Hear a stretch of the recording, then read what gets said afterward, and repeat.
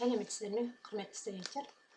Бүгінгі өтетін тақырыбымыз анықтама ақпараттық құжаттары. Анықтама ақпараттық құжаттары өзінің атауында тұр, анықтау, ақпарат беру бағытында қызмет атқарады. Яғни, мекемеде құжаттар арқылы ақпарат алмасады және ақпарат береді. Осы мақсатта қолданылатын құжаттар. Бұл құжаттардың түрлері: ең бірінші негізгі құжат қызметтік хаттар, актілер, баяндау хат, түсініктеме, анықтамалар және сенім хат. Жалпы қызметтік хаттарда ең бірінші негізгі түрі анықтама ақпараттық беру құжатының негізгі түрі ол қызметтік хат. Қызметтік хат белгілі бір мәселе бойынша басқа ұйымдардан ақпарат алып, ақпарат беру қызметін атқарады және мәтіннің ішінде анықтамалық ақпараттар беріледі. Екінші құжат бұл акті. Акті бұл өзінің атында тұр.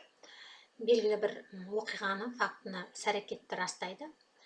Бұл құжат бірнеше адамның айтылуымен, қатысуымен жасалынатын құжат. Бұл да жаңағы ақпарат беру мақсатында жұмыс атқарады. Үшінші бұл баяндау хат. Баяндау хат бұл ақпарат береді және ақпарат алатын құжат. Көбінесе баяндау хат басшыға арналады. Тұжырымдар мен ұсыныстардан тұрады. Көбінесе мысалы ақпарат орындау туралы фактісі бар ақпараттардан тұратын құжат. Келесі жаңағы анықтама ақпарат беру құжаттың үшінші түрі бұл түсініктеме хат. Түсініктеме хат өзінің атында тұр. Түсініктеме беру бар бағытында жасалынатын құжат. Мысалы, негізгі құжаттың жекелеген ережелерін, қандай да бір фактінің болған оқиғаның себебін түсіндіріп беріп тұратын құжат. Келесі бұл анықтамалар. Анықтамалар бұл қандай да бір белгілі мәселелер бойынша істің жағдайы туралы, өзіне тән көрсеткіштер, өзгеге тән фактілер, оқиғаларды сипаттап растайтын ақпараты бар құжат. Кейініректе осы құжаттардың барлығын толығырақ өтеміз. Одан кейінгі келесі анықтама ақпараттық құжаттың келесі түрі бұл сенім хат. Сенім хат өзінің атында тұр, сеніп тапсыру. Яғни келесі бір тұлғаға өзінің атқаратын жұмысын сеніп тапсыру құжаты.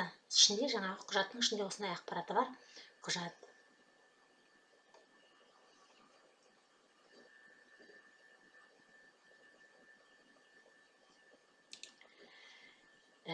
Келесі осы анықтама ақпараттық құжаттарында кездесетін деректемелер бұл бір бағытта жұмыс атқарғандықтан оларда қойылатын анықтамалық деректері ұқсас келеді, бірдей келеді. Мысалы, хаттарда бірдей келсе, ал анықтама беретін құжаттарда кішкене өзгешеліктер болып тұрады, бірақ та қолданылатын деректері бірдей. Мысалы, кәсіпорынның атауы.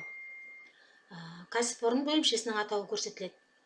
Анықтамалық деректері көрсетеді. Құжатта күні, айы, жылы, тіркелім нөмірі, құжатты жіберуші және құжатты алушы, қызметтік, мысалы, хаттың атауы жазылады.